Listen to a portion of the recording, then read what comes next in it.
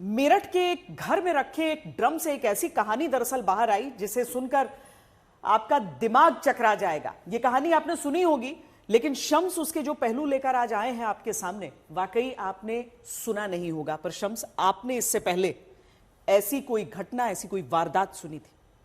Crime में बहुत सारी कहानियां आती हैं, लगता है हर बार की आखिरी होगा, इससे ज़्यादा मैं नहीं चौंक सकता। लेकिन एक अरसे के बाद ये जो मेरठ के ड्रम ने कहानी उगली है ना, एक क्राइम में जितना कुछ हो सकता है आप इसे एक केस में देख सकती हैं।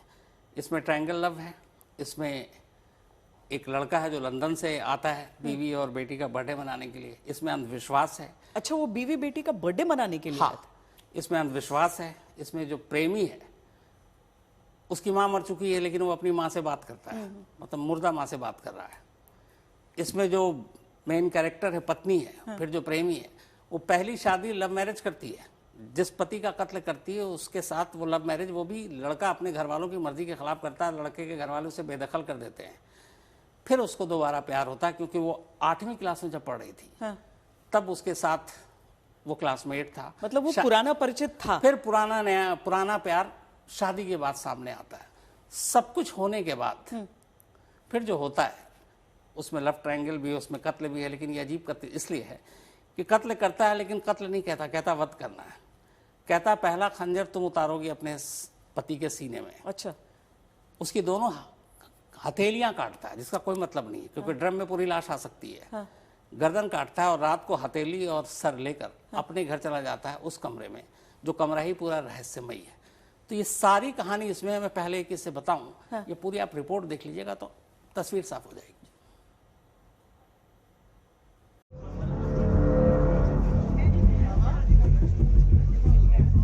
इस वक्त ये भीड़ मेरठ के एक मोहल्ले में मौजूद एक घर के बाहर इकट्ठी हुई है। हर एक की निगाहें इसी घर की तरफ है।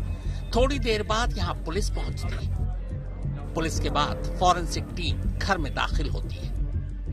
घर के अंदर से और तो कुछ नहीं, नीले रंग के प्लास्टिक का एक ड्रम बाहर निकाला जाता है। अमूमन इस तरह का ड्रम लोग घर में पानी जमा करने के लिए खरीदते हैं। इसके बाद ड्रम को एक गाड़ी में डालकर ले जाया जाता है।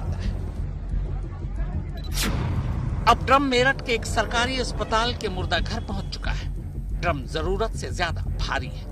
न ये ड्रम खुल पा रहा है, न ही इसे तोड़ा जा सका है। लिहाजा पुलिस वाले तय करते हैं कि इस ड्रम को मशीन से काटा जाए। कुछ देर में ही मशीन और मैकेनिक भी मुर्दा घर में बुला लिए जाते हैं।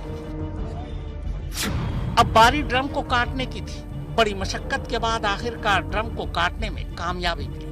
दरअसल इस ड्रम के अंदर सीमेंट का घोल भर दिया गया था, जिसकी वजह से वो जमकर सख्त हो चुका था, पत्थर की तरह।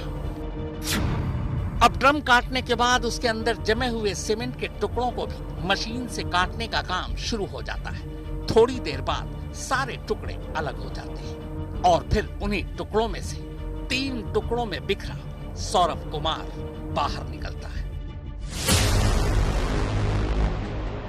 ड्रम में टुकड़ों में बंद होने के पूरे 14 दिन बाद ये जो जमे हुए सीमेंट और काटे गए ड्रम के बराबर में जमीन पर काली पॉलिथीन आप देख रहे हैं, सौरभ कुमार के 3 टुकड़े इसी में लिपटे हैं।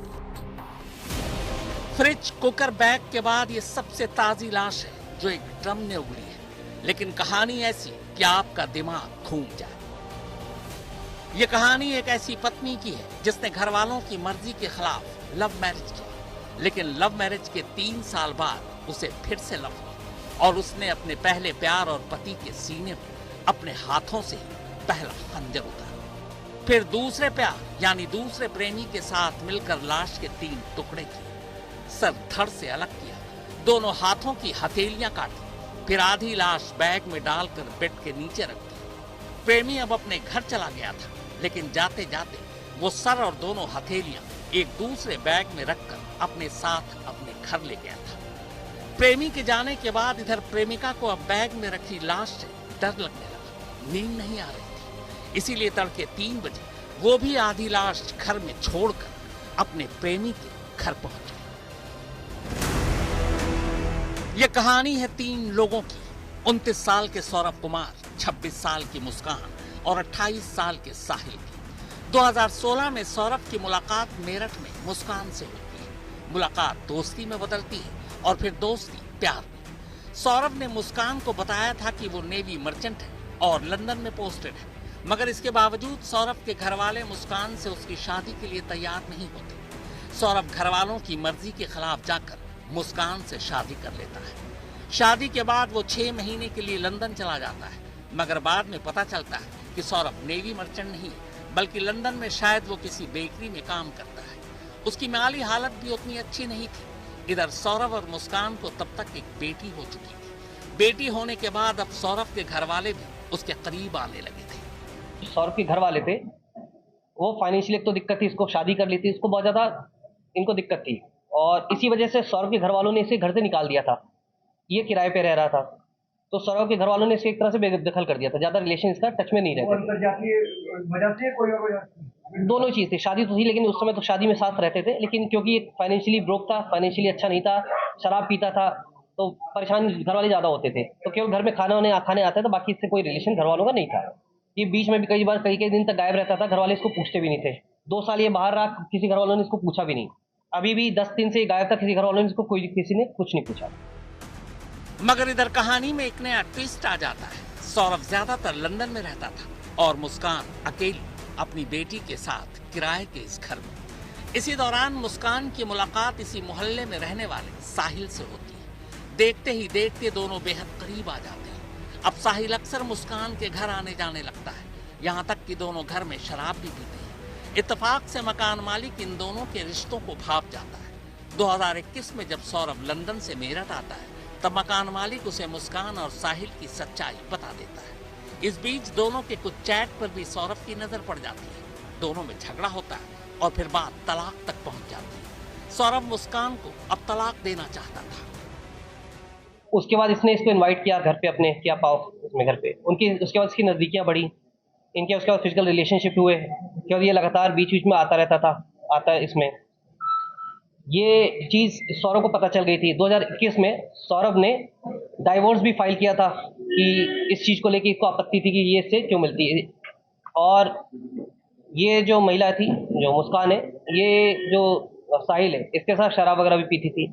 एक बार इसके लैंडलॉर्ड ने पकड़ लिया था, जो किराए के मकान में जहाँ रहते थे ये लोग।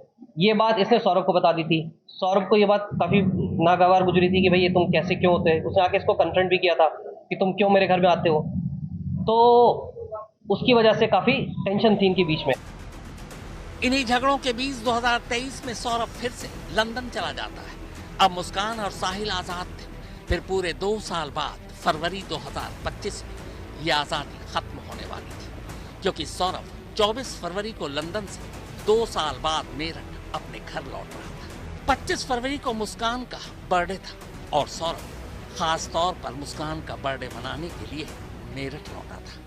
लेकिन इधर मुस्कान कुछ और ही प्लान करके बैठी थी। उसका इरादा ठीक बर्थडे वाले दिन यानी 25 फरवरी को सौरभ को मार डालने का था। तो उस दिन इसने प्लान किया था शराब में इसको दवाई मिला के सुलाने का। उस दिन भी प्लानिंग थी इसकी। शराब में दवाई भी मिलाई इसने, एंग्जाइटी वाली जो थी, नींद की गोली टाइप की थी। तो वो उस दिन उसने शराब नहीं पी। उसके बाद फिर ये उस दिन से वेट कर रही थी। इस तरह सौरभ 25 को तो बच गया, मगर मुस्कान और साहिल अगली प्लानिंग में जुट गए। मुस्कान की बेटी का एग्जाम चल रहा था। 3 मार्च को एग्जाम खत्म होते ही मुस्कान ने अपनी बेटी को मां के घर भेज दिया और 3 मार्च की तारीख सौरभ के कत्ल के लिए चुना। कोफ्ता में जब लेके आया तो उसने सर्व करने के लिए बोला, सर्व कर दो। रात के 8-9 बजे के आसपास की बात है।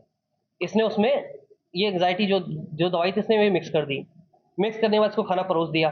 इसने खाना खाया। करीब 12 बजे के आसपास, ये 12 साढ़े 12 के आसपास ये बेहोश हो गया। बेहोश होने के बाद इसने साहिल को बुलाया। साहिल आया है वहाँ पे। रात में करीब 1 बजे के आसपास साहिल पहुँचा है।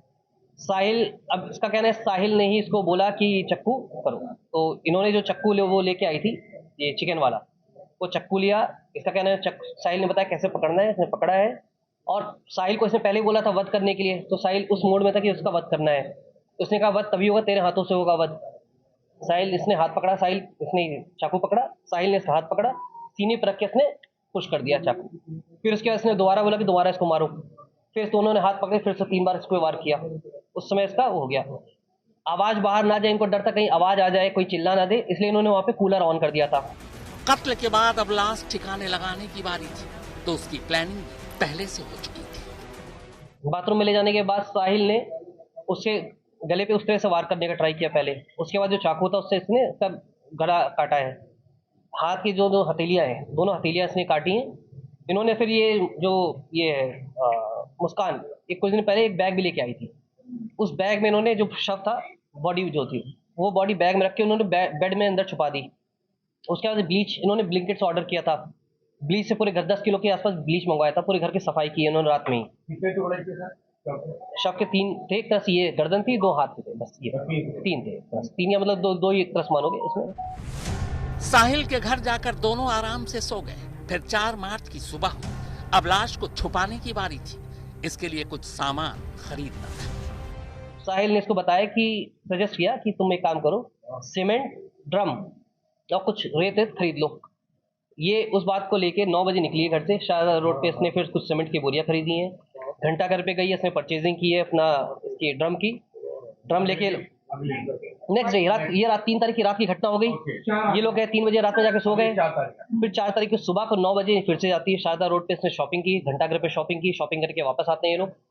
3 बजे के आसपास आके दोनों ही अपना सीमेंट मिक्स करते हैं इसमें ड्रम को लेटाते हैं।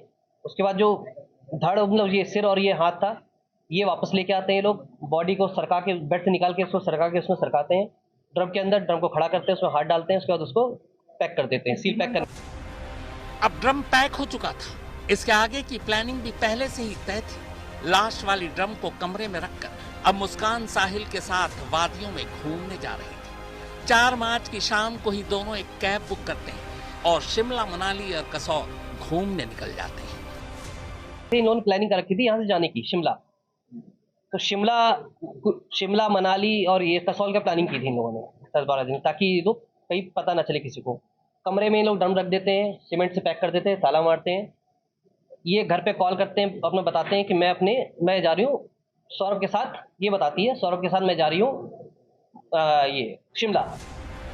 मुस्कान अपने साथ कुल 84,000 रुपए लेकर निकली थी। 14 दिन बाद जब वो पैसे खत्म हो गए तब दोनों ने वापस मेरठ आने का फैसला किया। हालांकि एक दूसरी कहानी ये भी है कि पैसा खत्म होने के बाद मुस्कान सौरभ के अकाउंट से पैसे निकालना चाहती थी। पैसे निकल नहीं रहे थे तो उसने अपनी माँ को फोन किया। माँ ने कहा, जब सौरभ तुम्हारे साथ ही घूमने गया तो पैसे की क्या जरूरत। इस पर मुस्कान अपनी माँ को बताती है कि उसने सौरभ को मार डाला है। तब माँ पहली बार पुलिस को ये सच्चाई बताती है और वो तारीख थी 18 मार्च।